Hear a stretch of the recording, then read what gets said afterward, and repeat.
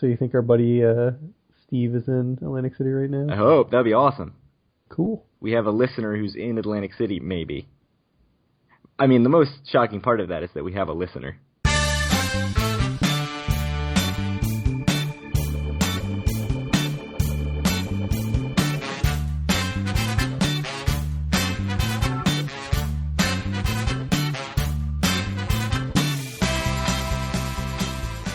Welcome to episode 6 of Due for a Win, the Atlantic City and Casino Biz podcast. My name is Craig Stone. With me is Kyle Askin. Howdy. So, following up on the last episode where we talked a lot about state stuff, that I think was the title of the episode, State Stuff, some things have changed, and some things that we thought were definitely going to happen did not happen, specifically the pilot bill. Then there was a press conference out of the blue, and some more state stuff happened. So hopefully this won't take up nearly as much time as it did on the last episode, but it's definitely worth talking about everything that happened with the state legislation and how it's going to affect the city. So the first thing is, when we last talked 2 weeks ago, the pilot bill, payment in lieu of taxes, that set a baseline of $120 million guaranteed to the city in tax revenue. Instead of property taxes that have all been reassessed, it's slashed the tax base for Atlantic City. Everyone seemed on board. It passed the state Senate. It passed the Assembly. It was headed to Christie's desk, and, you know, it had been altered with Christie's changes. And everyone assumed he was going to sign it, and it would be good to go. It needed to be signed by noon on Tuesday, January 20th. It did not happen. He didn't sign it. He just kind of left it there. I believe that's called a pocket veto. And so it died, and that's that. So apparently there were some last-minute changes made based on some suggestions from Kevin Lavin, who was the emergency manager appointed by Christie. We'll have more about him in a few minutes, but he was saying the cash flow is going to dry up in April without the pilot program, so it was really necessary that it happened. And it didn't happen. So Christie, sat on the thing, didn't let it happen. What does this mean?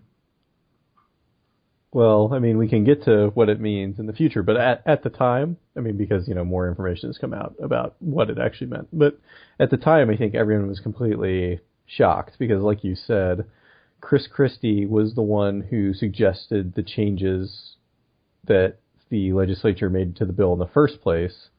And they basically integrated all of his changes into the bill, and then he vetoed it again, which, like I said, for a day or two before this press conference happened was shocking to, I think, everybody in South Jersey politics. Yeah, and I thought it was a done deal. Everybody thought it was a done deal. A couple of little details. It would have eliminated the AC Alliance, which is the Do AC campaign. Basically, it's the arm that ran that. That was funded with $30 million in casino revenue that actually used to go to horse racing. I'm all for diverting money from horse racing. It came out that there's a $33.5 million gap assigned to what's called the Casino Revenue Alternative Payment, or CRAP. And I never saw a good explanation of exactly what that is. I know that was sort of rolled into a discussion about how this is going to balance the budget. And it's really confusing to me. I'm assuming it's just another term basically for pilot revenue. Yeah. I mean, I that's my assumption. But it's pretty great that it's named crap. Yep. So out of that, first, Don Guardian wrote an open letter where he basically said, what the hell? So he kind of said, look, you sent Kevin Lavin down here, hired this state-appointed emergency manager, and, I could have kicked and screamed and said I'm not going to do anything with this guy or fought against him the entire way, but it's been a great relationship. We've welcomed him. I've done everything he said. I think he said he did like over 90 or 95% of what Lavin suggested. it seemed like Lavin was happy with the direction that everything was going and happy with what Guardian was doing. And so he wrote a pretty good op-ed that I'll link to in the show notes describing sort of everything that went down and pointing out some issues like the fact that Atlantic City sends a ton of money to the state, like the fact that the state is not paying property taxes on land that they own in Atlantic City, and things like that, and kind of made a really convincing argument as to why it's ridiculous that Steve Sweeney very quickly came out and said, well, we should, take over Atlantic City before April. So the reason that Sweeney wants to take over Atlantic City before April, or discussed it in those terms, is because, like I mentioned, the cash flow is going to dry up. And so there was a couple days of discussion about that. There was an Atlantic City council meeting scheduled, an emergency council meeting to discuss a bankruptcy. So after the pilot bill didn't go through, everyone sort of seemed to be thinking, well, maybe bankruptcy is our only option. So they scheduled an emergency meeting for this past Tuesday. And that meeting never happened because... That's actually not true. Oh, it happened after the press conference. Yes. Right, okay. So before that happened, Chris Christie called a press conference without really announcing what it was about, and it sort of leaked ahead of time that this is going to be about Atlantic City. This is not going to be about the big storm that happened. This is not going to be about him saying that, what, does he need to go down to North Wildwood with a mop, or calling the mayor of North Wildwood a crazy person, or any of that, although that was what all the questions were about. It was Chris Christie, flanked on both sides by Steve Sweeney, the Senate president, and AC's Mayor Don Guardian, basically saying the state is going to be more involved in Atlantic City's finances. The word takeover was never used. Christie and Guardian both called it a partnership. They talked about the need to create new legislation that would include the pilot bill, but would also include expanded state involvement. Christie and Sweeney both mentioned issues about government size in Atlantic City, about collective bargaining agreements that, maybe the city needs to get out from under. I know the police force was mentioned as a huge cost that they needed to figure out something to do about. And Christie and Sweeney both said they want to create legislation. They want to pass it in February. Let's move this thing along and get this done. At one point, Don Guardian came up, and he did not look so happy during this thing. I don't know if you watched the live feed. I did. He looked pretty dour, and when he actually came up, he kind of mostly spoke positively. He did at one point say, I know everybody was expecting kind of more fireworks, if you will. I think what he said was, you're not excited about this being a kumbaya moment. I think there was sort of a hint of sarcasm there. Of course, Christie very quickly jumped on it and later answered a question by saying, well, I'm going to quote the mayor and say that this is a kumbaya moment. So that's clearly what he wants to get in the papers. But, obviously all this is related to what we talked about last episode for 40-some-odd minutes. So what does this mean now? Obviously they're trying to group in pilot. They need to include other stuff, more state involvement. How have things changed in the last 2 weeks?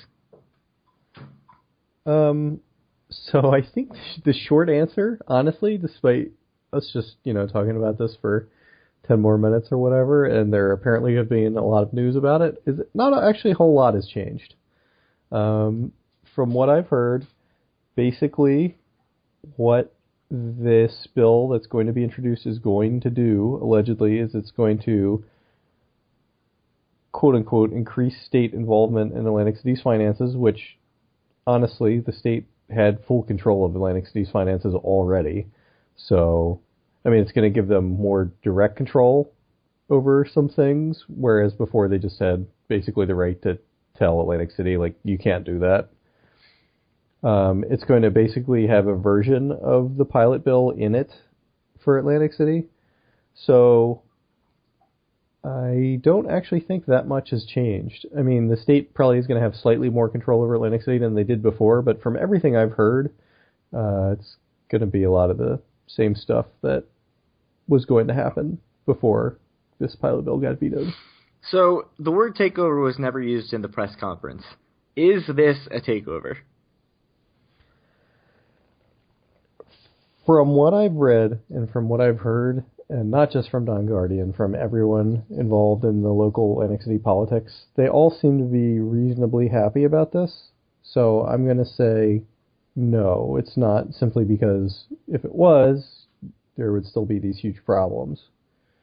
But like I said, the state already has more or less full control over Atlantic City's finances now. I mean, any hires that Atlantic City makes, any salary adjustments Atlantic City makes, any contract Atlantic City is going to sign, the state actually has full veto power basically over any of that stuff. So, you know, the state taking control of Atlantic City's finances isn't really that big of a deal. So, out of all that, Kevin Lavin, who was the emergency manager, who had done a lot in Atlantic City and made a lot of recommendations and just recently written a report, he took another job. So, I don't know if he sort of felt like, well, I've written my report and they kind of ignored it and I'm getting out of here. Or if he said, well, if you're coming in and taking over, there's no role for me here. He's going to be the co-president of the company at Ancora Consulting Group, a business advisory and expert services firm. It's a very general type of firm. So he's gone. That's it for him in Atlantic City. Thanks for the reports and good luck on your next venture, I guess. Well, so I think what happened is he had like a fixed contract length there, and I think it just ran out. Like, I think when he handed in his report, that was sort of the end of his time there. I don't think it was that he quit or anything like that. It was... Yeah, I mean, it definitely didn't seem like he was, storming off in a fit of rage. It's kind of weird that the description of it is just kind of like, well, he got a new job, as if anybody else got a new job. I mean, it does say it was his final report. It was his final report, which is due at the end of June, but was released 2 weeks ago. So, yeah, it seems like, that was the report, and he's done. I do know some people in Atlantic City were unhappy about how much he was paid, because I think it recently came out that for what he did, he got something like $2.5 million from the state, and I think that the general viewpoint is that it was excessive, considering, that the whole crisis is about the city not having any money. Yeah, I mean... And there's the question of, like, what did he really provide? Right, and when he first got hired, there was talk about his insanely high hourly rate. But, there aren't that many people out there with the mark on their resume that they go into cities that are going to declare bankruptcy and try to help those cities either avoid bankruptcy or navigate bankruptcy. So it's a pretty small pool. I'm not saying that it was a smart way to spend that amount of money, but I don't think it's out of line with what other places spent or would have spent on that. I mean, I don't necessarily have a problem with it. I think that is just some of the perception. And, I mean, I think some of the stuff that, really bothers the people in Atlantic City about this is, I don't know if you've read, there was actually a couple of really in-depth articles about Atlantic City in the last 2 weeks in the Washington Post, which is my local newspaper. One about... Well, the first one, which I think was last week, was about Donald Trump and his time there, which doesn't have anything to do with what we're talking about now, so I'll gloss over it. But the second one that just came out a couple days ago was about Chris Christie and his relationship with Atlantic City. And it went in depth about basically how much control the state has had in Atlantic City over the last 5 years. Like, I believe starting in 2011, the state had full control, more or less, of basically all the casinos. Atlantic City didn't have say in any of that. And, the state, this do AC thing that they would have gotten rid of in the pilot bill, like, that's completely run by the state. The city has nothing to do with that. And you talked briefly about all these properties that the state owns that the casino has nothing to do with, or that the city has nothing to do with. So it's not like all of these issues are the city's fault. The state has done a lot of meddling in Atlantic City in the last 5 years. Right, and I think one thing that I've said, and that story actually came out the day of the press conference. That morning that article was on the front page, and then that day Christie's talking about a state takeover. So there's an argument that it's damage control. and we talked a little bit about sort of the attempt to change perception, and maybe you could argue that he called this press conference and talked about increased state control as a way to hint that they did not have great state control, or to downplay their previous state control. Again, I'm taking the cynical side. Casino news. So less state news, more specific casino news. Glenn Straub announced that he plans to reopen Revel with a smaller casino and a water park. And I know that I said on the last podcast that it would not make any sense to open up a water park in Revel when we talked about the Atlantic Club water park falling through. There's no timetable on the casino. Water park construction is supposed to begin in late May. All indications are nothing's going to be done for the summer. If you're beginning construction in late May, obviously that's into the peak season already. He still hasn't completed his application for a state casino license. He still hasn't brought in a casino management company, which he said he's going to do. But, May is still 4 months away, right? So what do you think about this declaration? Is it something that's actually going to happen? Is it just another one of his ideas that may never come to fruition? What happens here in the next 4 months? I mean, I feel like you can never predict what's going to happen with Glenn Straub and Revel. I mean, it sounds like they're going to be trying to open the casino sometime soon. I initially saw May, now I'm seeing June. But, not the casino, the hotel.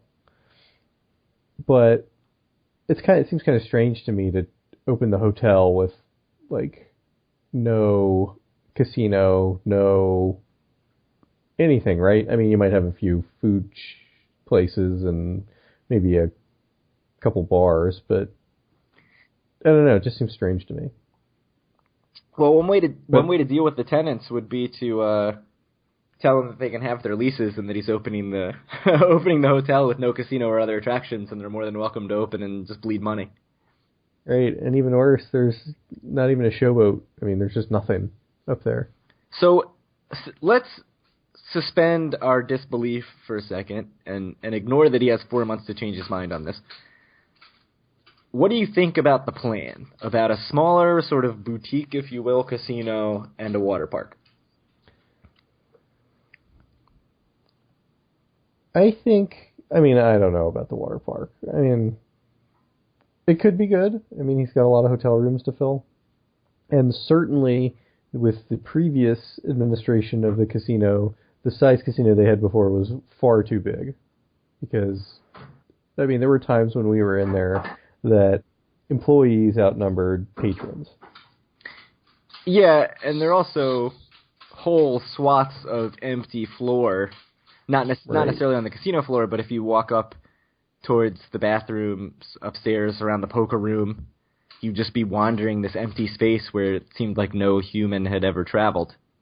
Right. So, I was kind of thinking you could put a casino in that sort of smaller space and have it be this intimate casino setting, and then use the much larger floor for something else. I don't know what that something else is.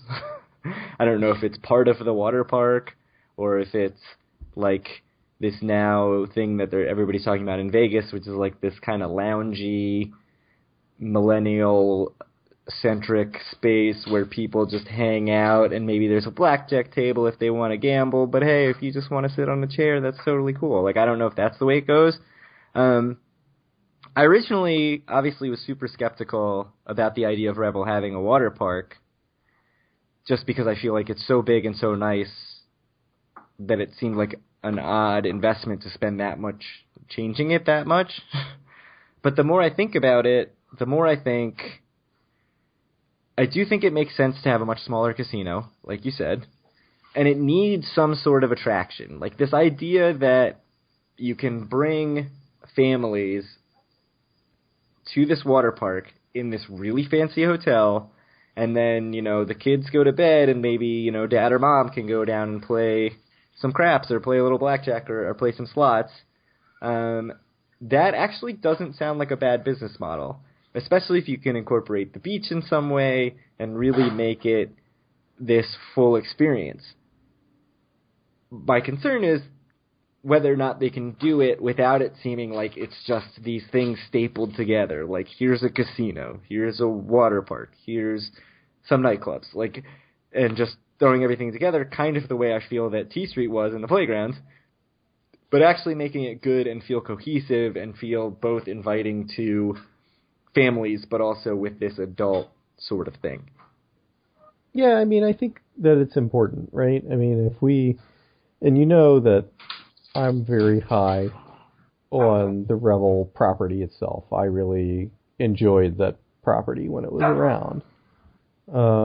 Thanks, Samuel. He agrees. Yes. And if it's something like, like the water park and the casino are close together, that'll totally mess up the feel of everything. So I'm interested to see in how it all plays out. I mean, there's probably a way to do it where it's fine and it's not noticeable, and the people like us who want to go to the casino can go to a casino and have a nice time, and for the families that want to go to the water park or go to the beach or go to the whatever shops or whatever, they can do that. But it seems like an easy thing that you could really mess up. I guess the problem is I haven't seen anything from Straub, right? Like, all we've heard is ideas, and a lot of those ideas have been crazy, but we haven't actually seen anything get developed. We haven't seen any plans. So on the one hand, I'm optimistic, and what I sort of was picturing in my mind was, like, me and my wife went to Puerto Rico for our honeymoon. There were small casinos in a lot of the hotels. Not tiny casinos, but, smaller than what you'd get in Atlantic City. And they're off to the side, and they don't feel intrusive, and there's other stuff going on, and there's other attractions, like a big pool area, and, clubs and dancing and all that stuff. And you don't necessarily feel like the casino is the focus. So I wonder if they can sort of pull off a similar feel. Is that good, though? I mean, so for, us, who are primarily gamblers, I'd say, do you want to go... I mean, you wouldn't make a trip to one of these hotels in Puerto Rico to gamble, right? Oh, no, absolutely not. Right. So, I mean, it just depends on what their business model is, what his business model is. And if he thinks that he's going to be making all his money from families, then I think it's fine. But if he ends up doing something like that, it's going to hurt his gaming revenue. Yeah, the question is, are you willing to totally sacrifice your gaming revenue or sacrifice a huge percentage of your gaming revenue to be an attraction that is not a gaming attraction? Because I think that's the direction you have to go. You can't just say, okay, this is a casino, but we've also got this water park. I think you've got to say, this is a water park, it's going to attract people on its own merits, but then, we've got a gaming license, so we're going to have a casino, and that's going to be another revenue stream. It can't be sort of either 50-50 or we're going to have mostly casino revenue and also a water park. I just don't think that works out. I mean, if he wants to do that, why doesn't he just buy Atlantic Club for $10 million and make a kick-ass water park there and then have Revel be a kick-ass casino? But, he doesn't own those other places. He owns Revel, so... And he's got a lot of space that he's got to do something with. Yeah, it is big. I mean, it makes me sad because, like I said, I really, really enjoyed the Revel. I mean, I will admit the casino floor did not need to be as big as it was. But, I don't know. We'll see what they do. I mean, I'll withhold my judgment, and it could be that whatever they end up creating I could really like. But I'm just nervous about it now. Skeptical. Yeah, put me in the skeptical camp also. So, speaking of changes and renovations, if you can call those renovations, I mean, I think you'd have to call them renovations, the Borgata, maybe the least in need of renovations in Atlantic City, has announced $50 million in renovations. Some of that we've talked about. We've talked about the Premier nightclub. We've talked about the Michael Simon Italian restaurant. but they have announced an outdoor pool. This will replace the outdoor festival space, which just opened last June. They released a preview video. It was all CGI. It spun around a lot and made me a little nauseous. But from what I could gather from the preview video, it's not a huge pool. It looks bigger than Golden Nugget's outdoor pool. There are lots of chairs. There are some cabanas. It didn't look like there was anything like swim up blackjack. There were some ping pong tables. There were, some hammocks under trees. And it looked like kind of this very loungy pool. There's a structure they kind of zoom past in the video that I'm assuming has to be a bar, because I'm assuming there just has to be a bar. They don't really focus on a bar, but they are opening an outdoor pool. It seems like there's not a whole lot of this in Atlantic City. So what do you think about the board getting a, not necessarily large, but a significant addition in an outdoor pool? I mean, I think it just goes to what we were saying last episode or a couple episodes ago, where it looks like they're trying to change the demographic of who's coming there to make it sort of slightly younger people, because Sue loves that kind of stuff. Nice big pool with the bar and the ping pong tables and all that. So I guess it's just more in that plan. Yeah, I think it all works together, right, with the club. I think again this kind of goes to what attracts people beyond just the gambling. The one note that you have in here about the pool at Borgata is you say, is it really hot enough to put this kind of investment into building a, however many $1 million pool in a climate where realistically, in the best of times, you're looking at Memorial Day to Labor Day. And I think it's probably all right. I mean, that's their high season anyway. I think if it gets pretty heavy use during that time, it will be seen as a success. And honestly, the pools aren't open all that much longer in Vegas. I've been in Vegas many times where all of the pools were closed and you couldn't go to them even though it's still 90 degrees outside. Obviously, Harrah's has the pool that's under a dome and it's open year-round. Yep. Vegas is going that way a little bit. I think Cosmo is putting a structure over one of their pools so that their day club can be open all year round. This obviously won't have that option. So I'm really interested to see if this takes off, because it's something that, Vegas has this allure of like the Caesars giant pool and the Cosmo pool scene, and just, some of the places like Mandalay Bay have a wave pool and a lazy river and all this stuff. And none of that's in Atlantic City. And we're getting, we're not getting that now, but we're getting a little bit more than what we had certainly before this thing existed. Even Golden Nugget, when they opened as Golden Nugget, they sort of focused a little more on promoting their pool, even though it's not a particularly big pool. So it'll be interesting to see if this is something that takes off and gets popular. Yeah, I mean, I'm interested to see. But in Atlantic City's defense, like we mentioned before, Vegas does have a lot of things that Atlantic City doesn't have in terms of pools, but I think the pool at Harrah's is fairly unique, and I don't know if there's anything necessarily like that in Vegas, and that's something that's pretty cool that already exists. Yeah, and one thing that I think obviously bears mentioning, or maybe it doesn't even need to be mentioned, is that most of the other casinos are on the ocean. And Borgata, obviously, is just a quick jitney ride away from the ocean, but it's not at the boardwalk. It's not on the ocean. So one other thing that Borgata did that I know you are nervous about is that they are partnering with a management company on transforming the cafeteria food court, which currently houses Fatburger. Yes, among other things. Tony Luke's, Ben & Jerry's, Panda Express, some other stuff. Japanese place, a salad place, a pizza place. Oh, Tony Luke's is a pizza place. Tony Luke's is the cheesesteak place. Oh, right. So there is a pizza place. So they're transforming that into a new casual dining eatery called the Marketplace Eatery. It is, in the press release, it says it is a casual dining experience located below Borgata's Poker Room and the Racebook, supplanting the space currently occupied by the cafeteria. So my reaction immediately, knowing you especially, was, oh my god, is Fat Burger gone? Is it out of here? Are they going to find some new space for it? Is it still going to be there, but they're just redoing the decorations? Several other Twitterers expressed similar dismay. And very quickly there were tweets to Borgata saying, oh my goodness, are all these places closing?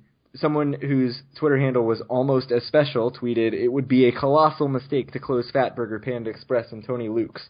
I don't know if I'd go so far as to say colossal mistake, but certainly losing some of your favorite places, and in an area that we went to get lunch many, many times when we were in the city.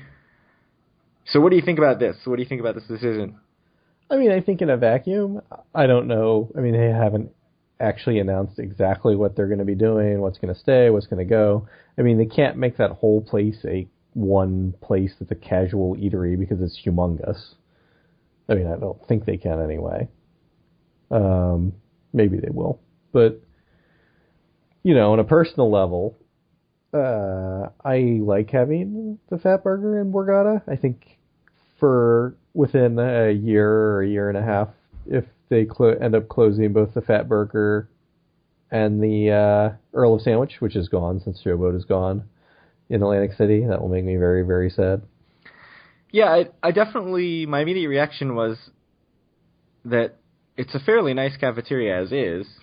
Right. It's food court. It's basically a food court. It is a food court. I mean, yep. It's a fairly nice food court. And it doesn't seem like a lot of the places are particularly old. You know, it's not like... No, that's pretty new. Back when I first started going to Atlantic City, the poker room was downstairs. So it was sometime not too long ago that they changed it from the poker room into the cafeteria.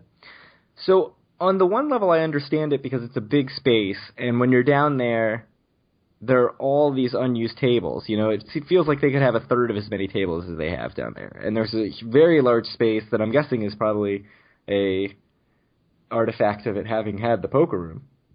On the other hand, I'm concerned that they are really removing all the cheap dining to a point where there's really, other than bread and butter, which is more of a breakfasty type place and is even, you know, a little expensive for the breakfast, you know, for what it is, which is basically like a pastry shop and a coffee shop and some sandwiches. Are they removing all that in favor of sort of a classier but also more expensive version of what's effectively like cheapish food that you get in like an airport terminal? Which is sort of how I feel about some of these places. Like, oh, it looks really nice, and then you can buy a sandwich that is not as good as a sandwich that you'd get at Earl of Sandwich, but costs twice as much. I do have to say, my one comment is that the Earl of Sandwich in the Showboat was actually not a very good Earl of Sandwich, which is to say it was a good place to eat, because a bad Earl of Sandwich is better than most other places, but among Earl of Sandwiches, it is the worst one I've ever been to. Even worse than the one in the it's Maryland worse house than the one in the rest stop in Maryland. Great. So that's an important caveat. So it'll be interesting to see how this plays out. There's very little about it. I tweeted at the Borgata and said, hey, what does this mean? Is Fat Burger gone? And they never tweeted back. So get on it, social media team. What the hell? Hit me up. Tell me what's going on with the Fat Burger. I wield influence around here. Expect results. Yeah, man, you have like, what, 30 followers? I've got like 56 followers, I think. And only 40 some of them are totally fake marketing accounts. Moving on with renovations, the Tropicana is planning $25 million in renovations that will update 500 rooms in the Havana Tower. It will remake the South Tower casino area, which I can't picture in my mind which one is the South Tower. It'll add a high-limit slot area just off the Palm Walk, which is the really tall room with the palm trees. And it will redo the Asian room. So just a little more detail, the Havana Tower is that big, tall tower connected to the corridor that looks like it has an orange juicer on the top of it. The North Tower, which is one of the other towers, their rooms were upgraded just last year. I think until maybe 5 or 6 years ago, the Havana Tower was actually the one with the most recently updated rooms. So it's not like those rooms are super old, but I get the sense that they were feeling a little dated. I looked at TripAdvisor a little bit, and people were kind of saying, like, oh, if these are the nice quote-unquote rooms in Tropicana, then that's not very good. So, always good to have updated rooms, always good to see more renovation. They put a bunch of money into renovation last year, and it seems like they're continuing to invest. I don't know if there's really a whole lot to say about this, because we don't know that much about sort of what the rooms are going to look like or what's changing, but $25 million in investment is $25 million in investment. Yeah, I mean, I think this just follows along what we've been saying over, the whole time we've been having this podcast, which is that, say what you will about Carl Icahn, he has put a lot of money into the Tropicana, and it is becoming a first-class casino in Atlantic City. Yeah, I agree, and so we talked a little bit about that, and we'll get into it more in a few minutes, which is that, should that be where we take our money if we leave the Total Rewards ecosystem? But real quick, one more thing, Shaquille O'Neal is one of the backers of a $75 million development project that includes some homes, a Shaq Cityplex movie theater complex, in the neighborhood near Revel and Showboat, so behind Revel and Showboat. Yep. I don't have too much detail on it other than that, it's probably good to have Shaquille O'Neal as an investor and somebody who's going to be a public face around the area, if he in fact is going to be a public face around the area. His face was certainly on the article that I read about it. But it'll be interesting to see what happens with this. I mean, $75 million is not a gigantic amount of money in Atlantic City terms, it doesn't seem like, but it's interesting in that it's more towards the neighborhood side. Like, this is geared at residents, right? It's not geared at us who are coming into town to gamble and then leaving. Yeah, you never know. I think that anytime someone comes in and tries to develop a nice residential area in Atlantic City, that's probably going to be seen as a big win for the city, because honestly, that's kind of what they need, at least in my eyes, coming in as a tourist into Atlantic City. It's the kind of place where if I had more money and I was like, I want to buy a vacation house somewhere, like, as much as I love Atlantic City, like, I would never buy a vacation house there because of just the perception of, is it safe? Is it somewhere that, my house is going to be worth anything in 10 years, and a lot of other reasons. So I think revitalizing the casinos is nice, but trying to actually revitalize Atlantic City itself, which is what this is doing, as compared to all of the casino upgrades and stuff, is, in a way, perhaps even more important to the future of Atlantic City. I mean, it probably is more important to the future of Atlantic City. Yeah, this is one of those things that probably doesn't affect us that much directly, but in the long term, it's just really important that this kind of stuff happens. So hopefully this totally takes off. It, makes a lot of money and does really well. And we sort of see the betterment of the non-casino area of Atlantic City. Right. I've kind of, I moved, just for people local to Washington, D.C., I ended up moving into downtown Silver Spring, basically right after they did a huge urban revitalization there, which was, I think, a booming success. And where I live now, in Laurel, they're in the midst of a huge, basically, revitalization, and they're going to build a humongous urban center there, which I'm hoping is also going to be a huge success. So I think this kind of thing can really help the surrounding area. So I want to get back to a little bit about what we talked about last episode, which was, should we be ditching Total Rewards and spending our time and money elsewhere? So I just wanted to ask, do you want to go more into depth about what sort of inspired your desire to ditch Total Rewards and start building up your comps and spending your gambling dollars at other casinos? Yeah, we can talk about it. So, like I said, back 5 years ago, 6 years ago, when I moved back to the East Coast and we started going back to Atlantic City, we've basically been gambling at Caesars Entertainment properties that entire time, more or less, right? Right. So, and I think the main reason we did that was because they had 4 casinos in Atlantic City, and they had, 10 or however many casinos in Las Vegas. And that was at a time where I was going to Las Vegas either once or twice every year. We were going to Atlantic City, 4, 5, 6 times a year. And so having the variety of choices available to me was super important. It was the most important thing because I was going a lot. I wanted to make sure I was getting free rooms in Vegas because I was going there a decent bit. And so it was just the most sensible. But, like we talked about last episode, basically where we are in life is different. I have a 3-month-old, you have a, 9-month-old. And so it's not like we're going to be going to Vegas a whole lot. We're not even going to be going to Atlantic City all that much. So the big advantage that Caesars had, which is that, they've got all these different casinos, isn't really a huge advantage for us now. So I think we'll be able to pick where we want to gamble just because we enjoy it there. I think you definitely make a good point, and we've both sort of had various ups and downs in our experiences with Total Rewards and with Caesars and our feelings about Caesars. And I'd certainly love and welcome the opportunity to look elsewhere. One of the things that I kept thinking about in the interim in the last couple of weeks is, Total Rewards and Caesars as a company is really known as the company that comps and rewards their low rollers the best. So I guess part of the question is, do you really feel like you're appreciated by Caesars because you're getting, free rooms and other sort of little perks? Or do you, even though they give that to you, do you not really feel that appreciated?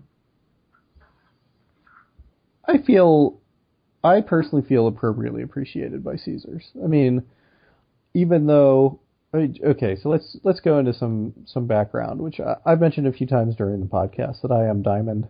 I basically got that through the Diamond in a Day program that they have, and I got it playing 9-6 jacks or better for like 6 or 7 hours at once, and I did that specifically to become Diamond, and it didn't cost me all that much money. So honestly, I'm probably one of the very worst Diamond players in their entire system when they look at, how much, expected daily take they're going to get from me. So for what I do there, I feel like I'm treated fairly. So one of the things I was thinking about is that sometimes I actually don't really feel appreciated. And when I was thinking about what I want out of the program, I was thinking, free rooms, free drinks, good fast drink service. Caesars checks all those boxes. I mean, as far as like what they're offering me in rooms, it's far better than what I'm getting from anywhere else, although that probably is just a reflection of that I gamble there more there than anywhere else. But, they've got this sort of entry system where you can punch in what drink you want. It comes out pretty fast. I would say their drink service is really good. And yet I still feel somehow like they don't appreciate my time or my money. And I was wondering if a big part of that is that it's so robotic and it feels so corporate. And, when you're in the system, everything's done by algorithm. Like, your comps are all done by algorithm. The drinks are done by a machine. And like, yeah, it's fast and it's efficient, but, you see a little too much sort of exactly how you're valued, and maybe that's a little bit of a turnoff to me. I don't know if that makes any sense at all. I think it does to a point, and I think there's a certain class of person that it's really important for them to feel like personally appreciated, but I don't think I'm really that person, so I'm not unhappy with how TR treats me. So I think part of it for me is that when you have all this on the computer and you don't have to call a host or talk to a host, and you see your rate calendar, although we talked about how the rate calendar is not as clear as it used to be. It's a little too obvious where you stack up, and they're really the most transparent by far of any of the other players clubs in that, it's pretty clear what it takes to earn a tier credit. It's very clear what it takes to get to the next status. Whereas looking up some of the other ones today, I was trying to do a status comparison and see what would it take to get to black status at Borgata or gold status at Tropicana or Premier, Gold Nugget, or any of that. And so, Tropicana, it takes 20,000 points to get gold. Well, how do you get a point? Doesn't tell you. Borgata, you need to get 1,000 comp dollars. What equals a comp dollar? What do you get? How much slot play do you have to play to get a comp dollar? Doesn't tell you. Golden Nugget, 4,000 points to get Premier, 10,000 to get Chairman. How many points? Doesn't tell you. So there's no way to know how fast you're achieving it. You just kind of, get home and check your card, and all of a sudden you've got X number of points. Caesars will make it perfectly clear. It's like $10 in at a slot machine is 1 point, $50 on some of the full-pay video poker machines. I think it's $20 on a regular video poker machine. Nobody makes it as clear as Caesars does to get those points. It's 5 and 10. I think it's 5 for slots and 10 for most video poker. Okay, but they make it very clear, and nobody else does, I think. So that's, in an odd way, while I like that and while I should appreciate that, there's something about it that I think makes it a little too obvious, what their expectations are of you. And I think that's a little bit of a turn-off. But I think maybe that's also plays into the fact that I feel like the experience and the face-to-face customer relationships are not great at Caesars Properties. I feel like I'm treated much, much better at Borgata by dealers, by servers. I just feel like everyone's friendlier, even by other players. I feel like they're friendlier than at Caesars Properties. So part of that is probably just my bias of the experience that I feel when I'm in the casino. But part of it is also that, we talk about all the time, checking the room rates, and you feel great when you check that room rate and when you check that calendar and you see comp. When you check it a day later and all of a sudden it says $150, you're like, oh, what did I do wrong? Or you feel like somehow you're getting something pulled away from you, even though it's totally just an algorithm.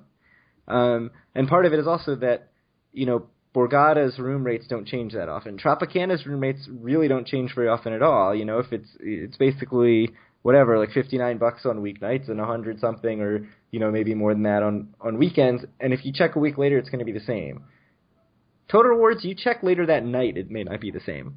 So they're a little, I think, part of the issue, my issue also, is that they're a little too active with their algorithm, which probably makes them a ton of money. But if you're like me and you're checking just constantly, it creates sort of some feeling of well, why don't I get a comp on this night? I should get a comp. And it's that sort of entitlement that maybe is my downfall, but it does bother me a little bit, maybe totally irrationally. I mean, I understand where you're coming from, and I do have to say, I don't think it's your bias talking when you say you think that the waitresses and the dealers and the pit bosses are nicer at Borgata than they are at Caesars. I think that's just true, probably. Oh, I mean, we've talked about that many times, that, if people are going to go gamble their money away and basically give you their money by the handful, you should really go out of your way to treat them well and make them feel welcome. Right? And make them not feel intimidated by something that can be an intimidating process, especially sitting at a table game. And Borgata does a great job of that, and I don't think Caesars does a good job of that at all. Right. So, moving along to something that's very related, which is hosts.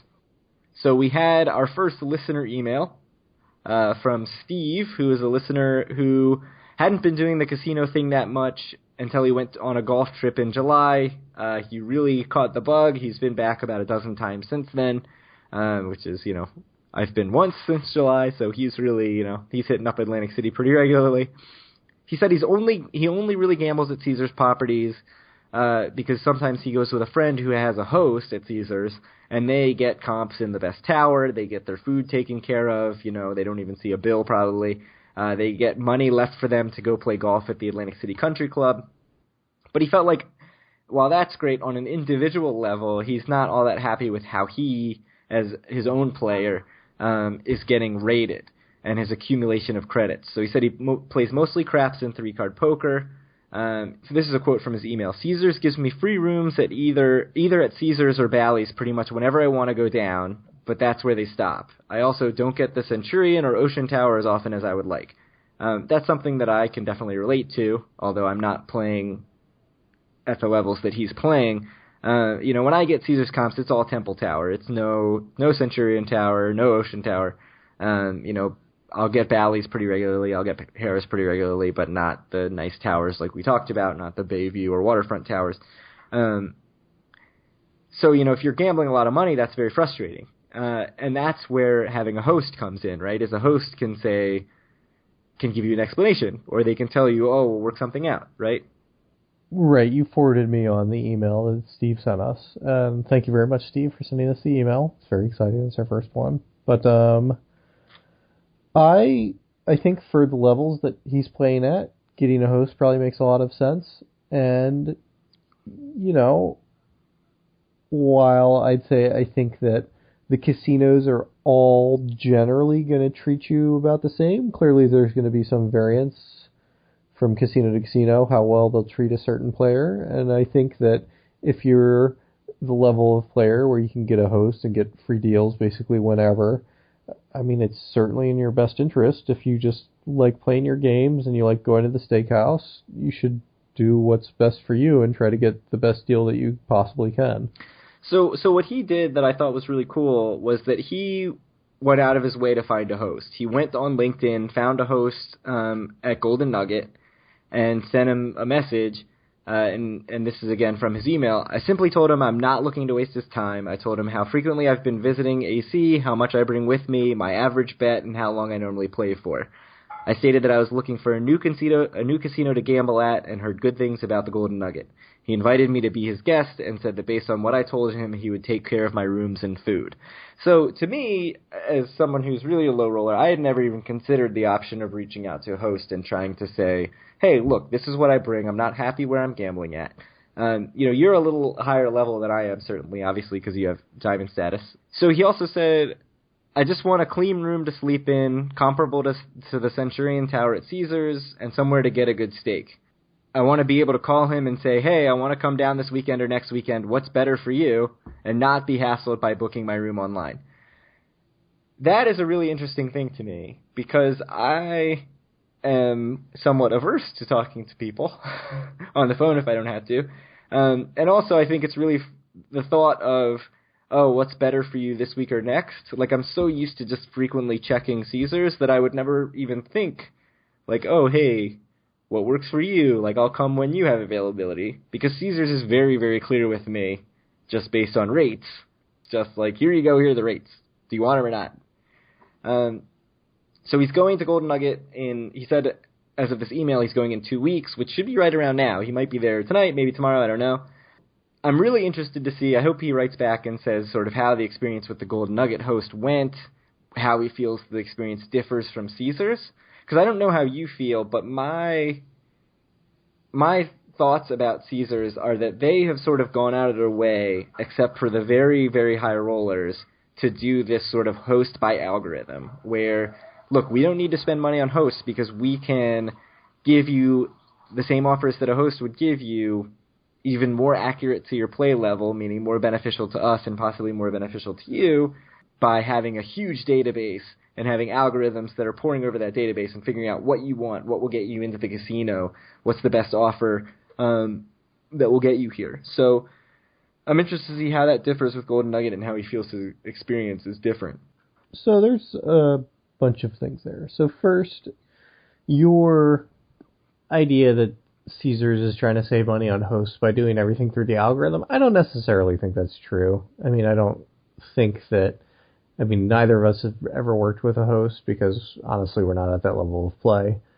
But I'm sure Caesars has plenty of hosts, and I know that all these other company websites will send you automated offers and free rooms based on your play.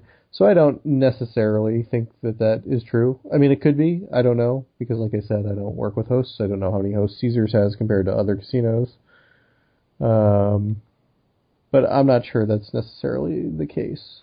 So do you want a host? If you had the opportunity to get a host, is that something that you would actually want, or do you prefer I'll do this all by the website, and that'll tell me what my rates are and my offers are. I don't need to interact with another human being. Right. I mean, so for me personally, I mean, I also don't like talking to people, really. I personally would probably rather just interact with a website to do everything that I do. However, there's a lot of people that really enjoy talking to people, and they enjoy building this relationship with someone, and they enjoy having someone that's going to theoretically look out for them in case anything ever comes up, and they'll do everything they can to try to make situations right, and they play at a high enough level where they can get that kind of service. And I absolutely understand why people love having hosts, and I think that's great. But for me, and how much I play, and just my personality, I'm not sure it's the right thing for me. I mean, something else that happens with a host is, I book something online, we're talking about trying to get a free room for this trip on February 19th. And so I book a free room through the Caesars website. I gamble $0 at Caesars. It hurts my feelings not at all, because it doesn't affect a human being. It's just me and the system, and there's no repercussions for me doing what I've done, more or less, except that I'll get less comps in the future. But it's not like, A, there's not someone that's going to not pay for me because I didn't make the amount of play that I said I would, and B, it's not like I'm actually hurting someone's numbers in their job by not playing as much as they thought I would. Yeah, so I it's interesting. I thought about this a lot, and my initial reaction was like, oh no, I had to talk to a person. Why would I want to do that? But one of the things that I really like about the casino experience is the feeling that, they sort of treat you like you've got more money than you do. And I think the host plays into that, and it's part of their job to play into that, and to make you maybe spend more money than you would otherwise spend. I think it would be really pretty awesome to have somebody that you could call and dial, and they would sort of go to bat for you and say, okay, I'm going to get you this room on this night. What terrifies me is the play expectations, and I just feel like, since I don't play high levels, I'd be so nervous about this idea that, like, okay, you need to play quarter blackjack for 4 hours at a time, 4 hours a day to get a comp room. So, I hate to break this to you, but you're not getting a host for quarter blackjack for 4 hours. Whatever the rate is, I'd just be nervous about the play expectation. So I actually reached out to several hosts that I was able to find their contact information, hoping that I would be able to get some more transparency on the relationship, and, do people typically do it the way Steve did, where they reach out to the host and end up with a host, or does the host see the player in the database and say, oh, this guy plays a lot, let me reach out and see if I can, get them to come more often, or get them specifically to come to my casino. I know you said you think it's probably both, and I didn't hear back from anyone, so I'm going to keep trying, and we'll, on a future episode, hopefully be able to shed some more light on that topic. Maybe I'll try some different people and see what I can come up with. If anybody happens to be listening that is a casino host, reach out to us, because I'd love to hear about the process. So, I've this is something that I've looked into for years, and I feel like I have a generally pretty good idea of what the casinos are looking for and how they generally rate players. So basically, you're going to get the number that the casino cares about is something called ADT, or it's basically your average daily theoretical, or perhaps for out-of-towners like us, the ATT, the average trip theoretical. And so basically what they do is they look at the games you play, and specifically about the games you play, what the basically expected take from the casino is. So something like blackjack, for example, like the casino's house edge is pretty low, so that would be bad. Whereas if you play something like, I don't know, roulette. slot machines or roulette a lot, the house edge is very big, so the casino would like you a lot. So they look at what you play and the house edge of it, your average bet, and how long you play. And they use these numbers to figure out approximately how much money they're going to make from you each day or each trip that you're there. And what I've read for, nice level casinos in Las Vegas is if you're around $300 to $500 ADT, $300 to $500, you're probably going to be able to get weekend comps and work with the host and other stuff like that. In Atlantic City, I expect that it's probably a bit lower than that. But still, getting comps in the summertime on the weekend is not an easy thing to do. It's not something that even when I was gambling a lot more than I am now, it wasn't something that I had. So I don't think it's that far off. My ADT was never really that high, with the exception of, like I said, the one day that I decided I was going to get Diamond in the day. Then and even that day, my ADT was something right around $300. That one specific day, which is the most I've ever gambled, when I put $50,000 or $100,000 through, jacks or better. Right. So and that's definitely something. You talk about 300 to 500, which doesn't sound that high, right? Certainly, you can lose that in half an hour at a blackjack table, at a $15 blackjack table. But that's not, if you lose $300 in a day, that is not your ADT. No. Because your ADT is going to be way, way, way, way lower than that, because the expectation is that you're getting 99.5 or something % of what you put into the blackjack table back.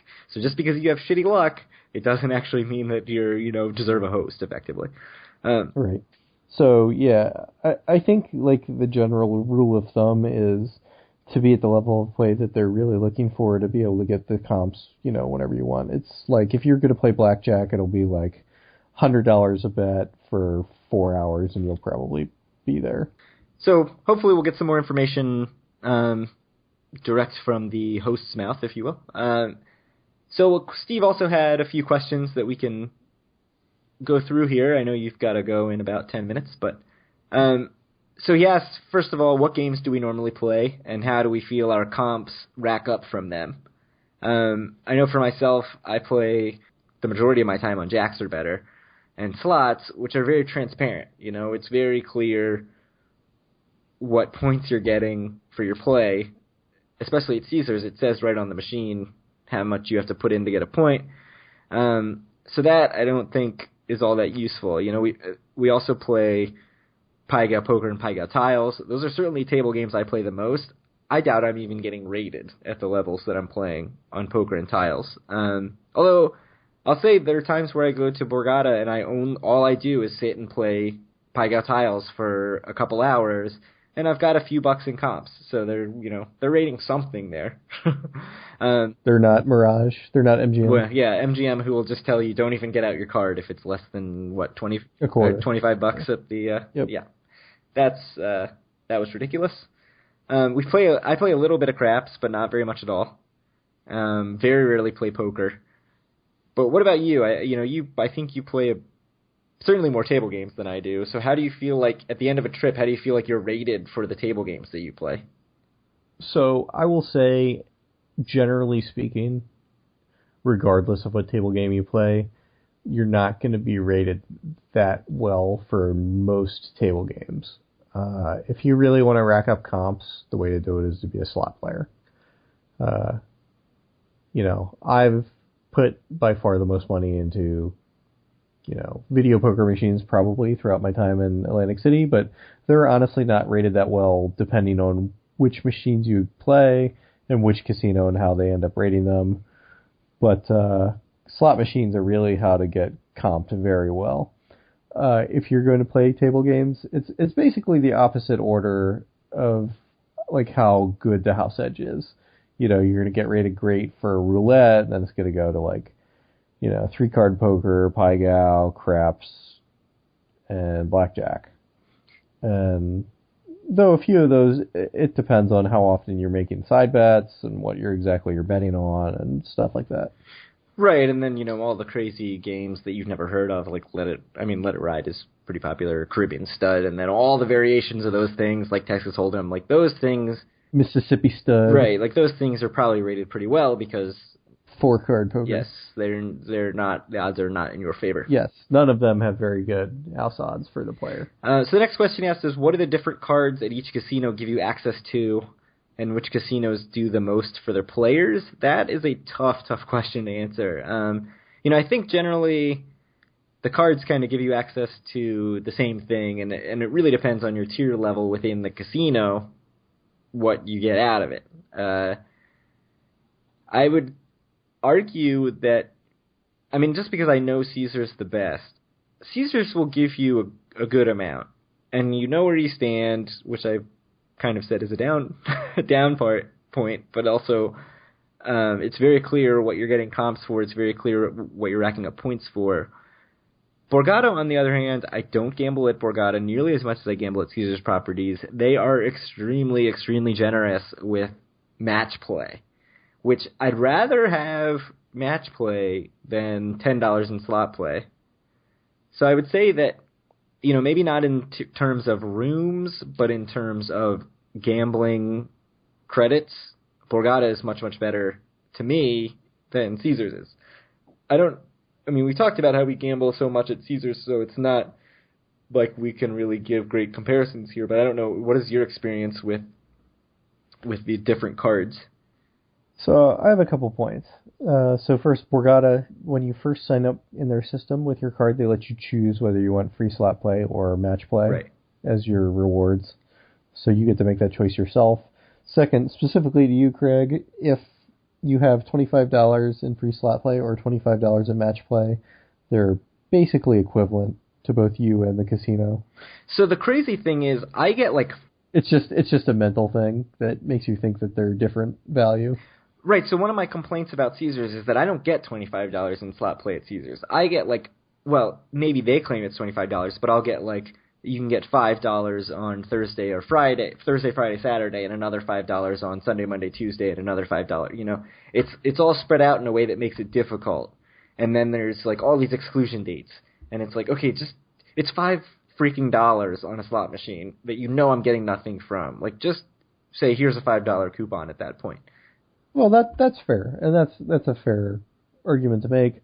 Though who knows how much slot play you'd be getting from Borgata? I would argue that if you're getting $25 in match play, you probably would get $25 in slot play. Right, because it's a tiny bit less valuable than match play because slot machines have worse odds than table games, but they're pretty close. Yeah, and I certainly feel like more of a high roller when I get the match play. So I would vote get the match play. Even without the stats that Kyle is backing up with. Right. Just get the match play because you feel cooler with that match play coupon. So specifically, which casino should you go to where you're going to feel the most appreciated? It all depends on what you're looking for. If you want the absolute best in Atlantic City, Borgata is absolutely the best place to go. The best casino to play in, the nicest hotel rooms, and all that. If you want to really be appreciated, it depends. It depends on your play level. It depends exactly what you're looking for. I do have to say the employees at Borgata are great. I think they're the best in Atlantic City by far. But are you going to be appreciated as a player as much as at the Golden Nugget?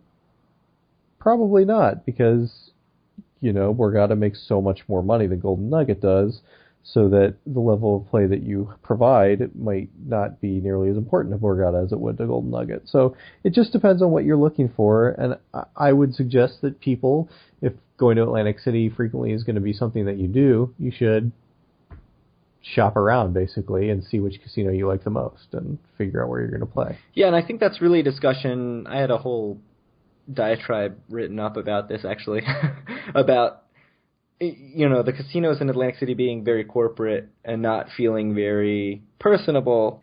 And I think really Golden Nugget and maybe even resorts are trying to fill that need for, we want your play. We want you here. So that's another reason I'm interested to see how Steve does with the host. to see if he sort of gets that personalized attention.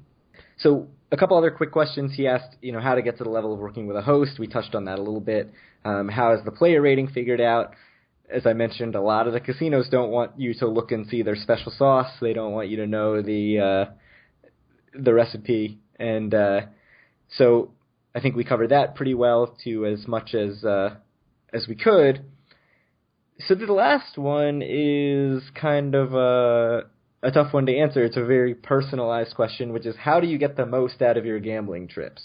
And so, what do you think about that, Kyle? Like, what do you do to get the most out of your gambling trips, either from a, comp perspective, or just from the perspective that you feel like you're getting the most for yourself, enjoyment-wise?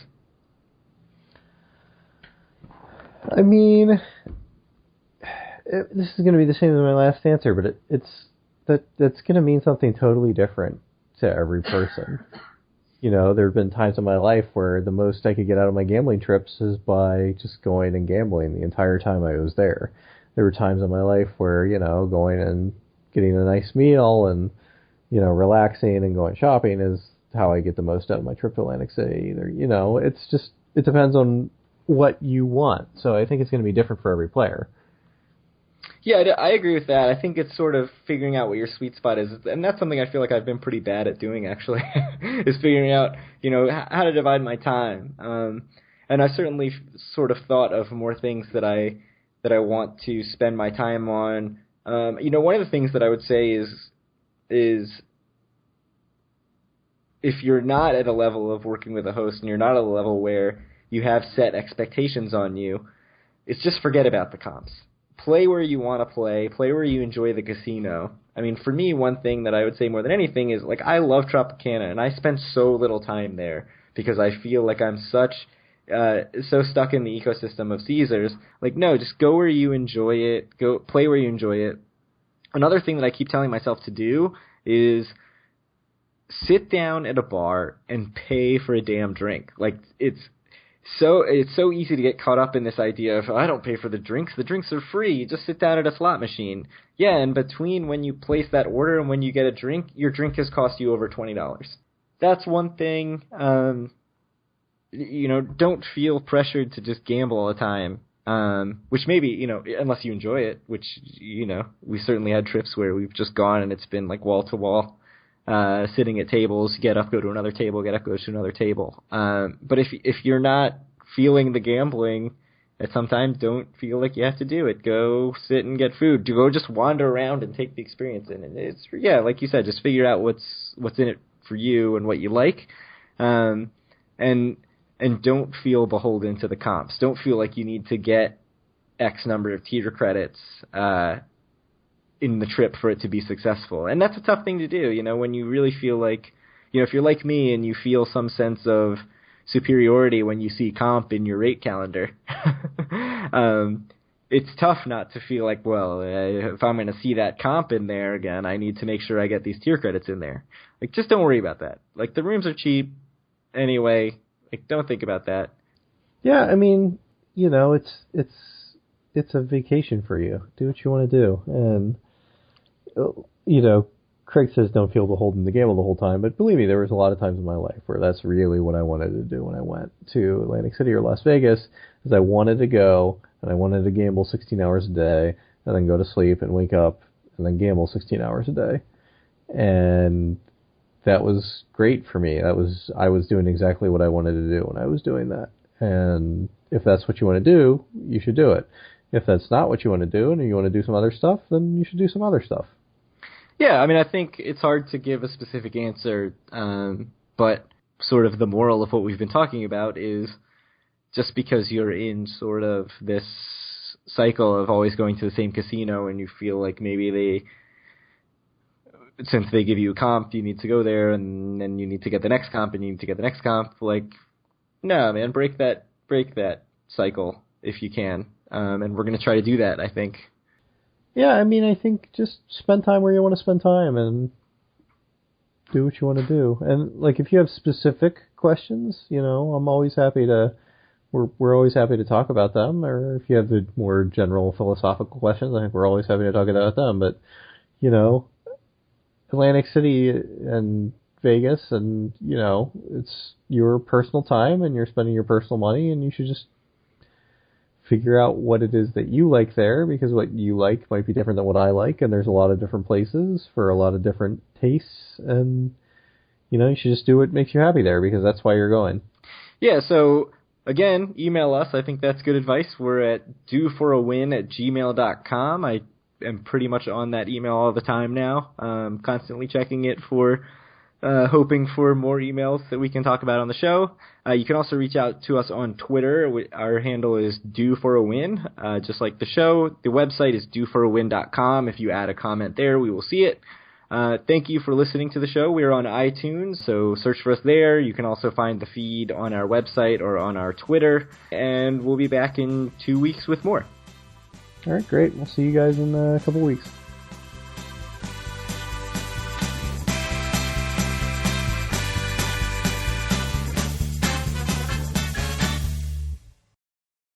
I think that you'll have probably slightly more work to do than normal, unless you want us just to sound like buffoons, which is fine with me, completely fine.